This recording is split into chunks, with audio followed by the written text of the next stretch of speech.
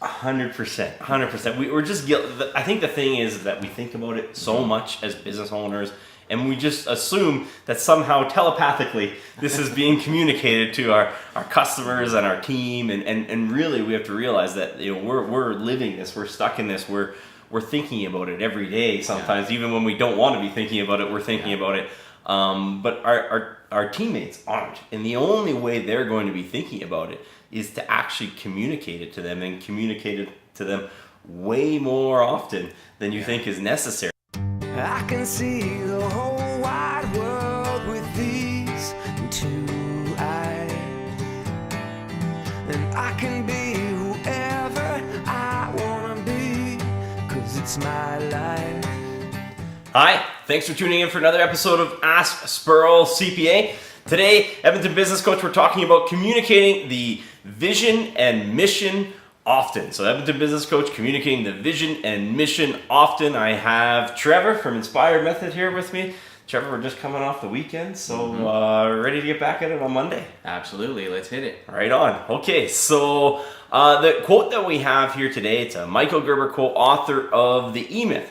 And he says, most people today are not getting what they want. Not from their jobs, not from their families, not from their religion, not from their government, and most important, not from themselves.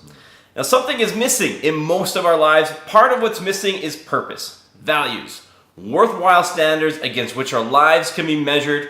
Part of what's missing is a game worth playing. That's really important when we're talking about communicating the mission and vision often. The statistic that we have here is 50% of Canadian businesses will go out of business in the first 5 years, and 23% of these failed businesses will list their inability to recruit the right team as the reason for their failure. And that makes it the third most common reason that businesses go out of business, is the inability to get the right team. And the story that we have here, business owners, as business owners, we're guilty. We have these compelling ideas, but we have them in our head. These compelling ideas, they're in our head. We don't communicate them with our team. Then we start to wonder why the team is not engaged, or why they're focused on the wrong things. So Trevor, what are the questions that these business owners should be asking? Well, the first question is, why do you need to write out your problem, vision, mission, and values? I mean, that's like the first step. You just need to get it on paper. The first step of being able to communicate it clearly is, let's get this thing on paper. People only buy things to solve a problem. So let's get that problem first thing. What's the vision? What's our long-term goal that we can count? Let's get that on there. And then what's the mission? In the simplest form that we can write it, not a literary masterpiece, simple, the simpler the better. Let's write out that mission on a piece of paper, and then let's write out the values. Let's write out what sets us apart from, different businesses. That's the first part of being able to communicate. We've got to write it down. It's got to be specific. It's got to be set in stone. It's got to be something you can refer back to when yourself, you feel you start to drift, what was important to us. Now, next question, Josh, is, are most business owners guilty of under-communicating these items? 100%, 100%. We're just guilty. I think the thing is that we think about it so much as business owners, and we just assume that somehow telepathically this is being communicated to our customers and our team, and really we have to realize that we're living this, we're stuck in this, we're thinking about it every day. Sometimes even when we don't want to be thinking about it, we're thinking about it. But our teammates aren't, and the only way they're going to be thinking about it is to actually communicate it to them, and communicate it to them way more often than you think is necessary, because we have to realize as business owners it's a different priority for us than our teammates, and if we don't communicate it, they won't hear it, even if it's meaningful to them. Right. Is it forgotten that some employees' only motivation is doing work that matters? Yeah, 100%. So a lot of times the other thing is, business owners were thinking that, hey, if I pay them more, or if I give them better hours, or more vacation, is the answer. But a lot of times it's people just want to do work that matters. Just like the Michael Gerber quote, it says what's missing is the game worth playing. And there's a reason why not-for-profits can continually recruit people, and often they're recruiting volunteers, and they're recruiting for people to work at less than market wage because they've truly inspired them, that they believe that they're doing work that matters. So, a lot of times you are doing work that matters as a business owner, but if you don't communicate that big picture and how it's helping your clients to your team, they just think they're punching a clock. Yeah. While working towards your long-term vision, should you set short-term goals? Yeah, that the long term, when we talk about a vision, I normally tell business owners this is something that should be at least 5 years out, something that you can count. But when you start, relaying that to the team, it's so far out there that, often they can't really relate to it, right? And it's almost it's not motivating enough because the gratification is so far in the future of getting there that they don't really see the connection on what they're doing today to getting there. So we need to break that down into shorter term goals. If you want to help 1,000 people, how long is it going to take to help 100, right?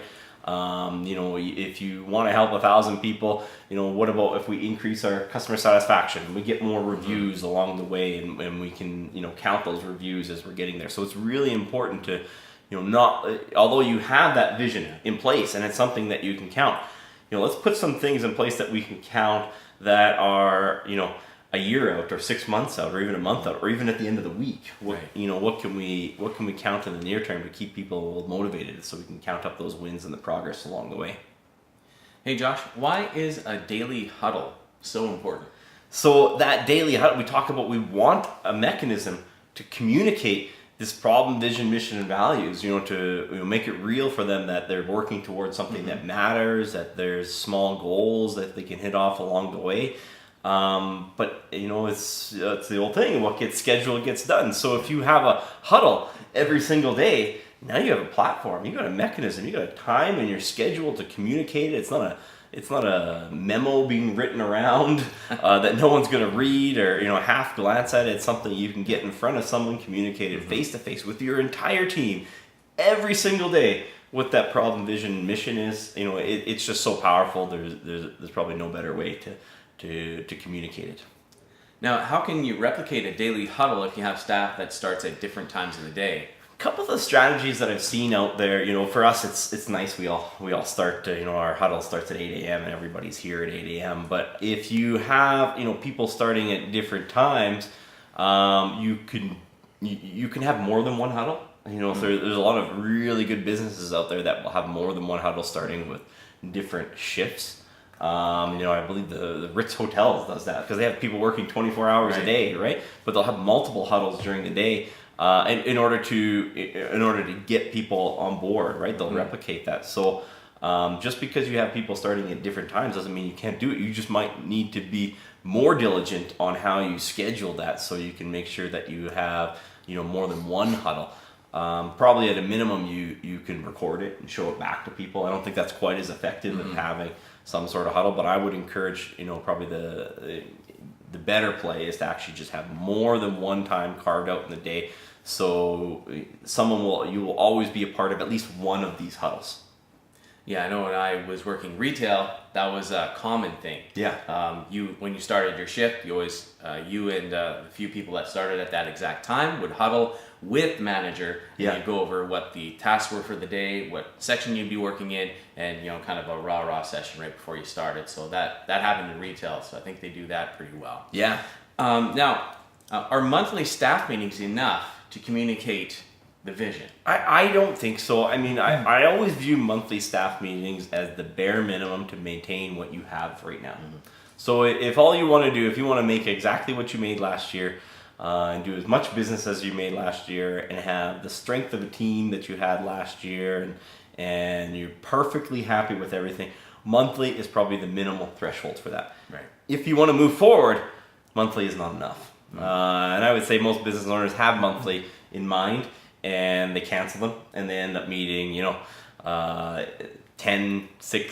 times a year because it's the first thing to go is that monthly meeting.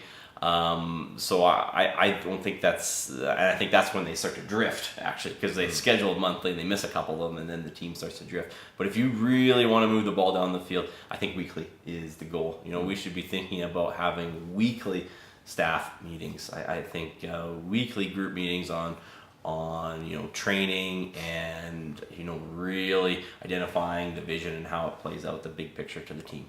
Right. Now, this is a really important question. How can you make the economic argument to spend money on meeting weekly? Yeah.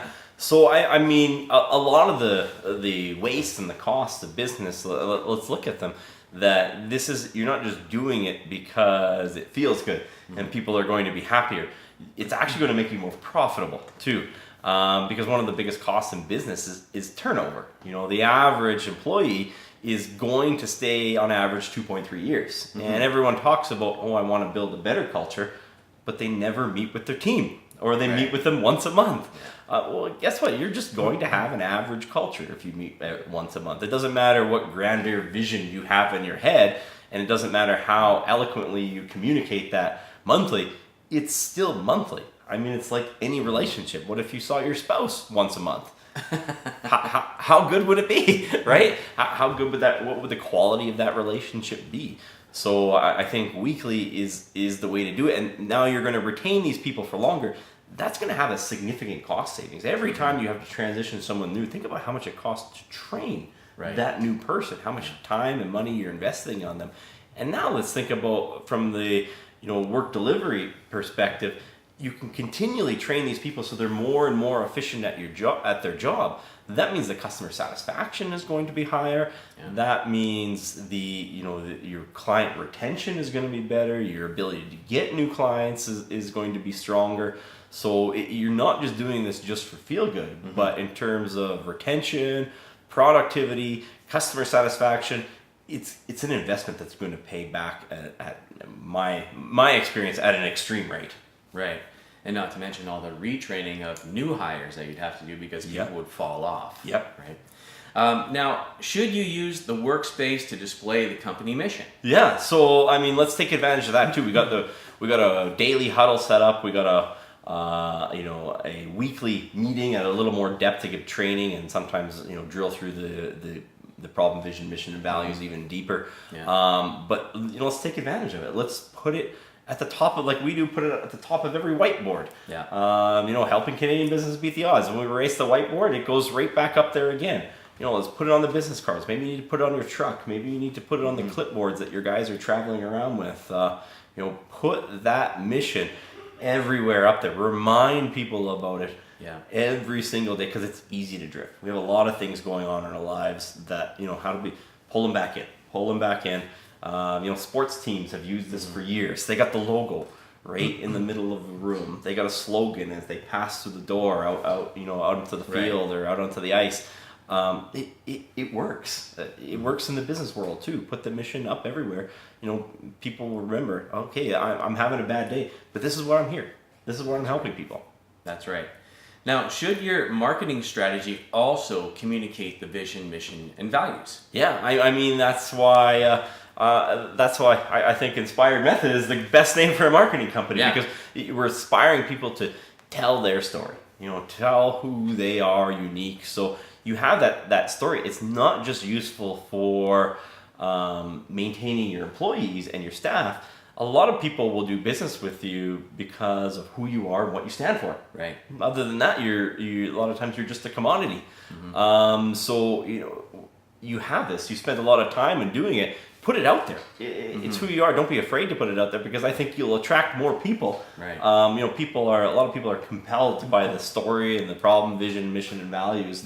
It connects with them, and it'll help them decide that that's why they want to do business with you. So it's a twofold thing. It's helping the team, but it's also giving you a mechanism to connect with your customers too.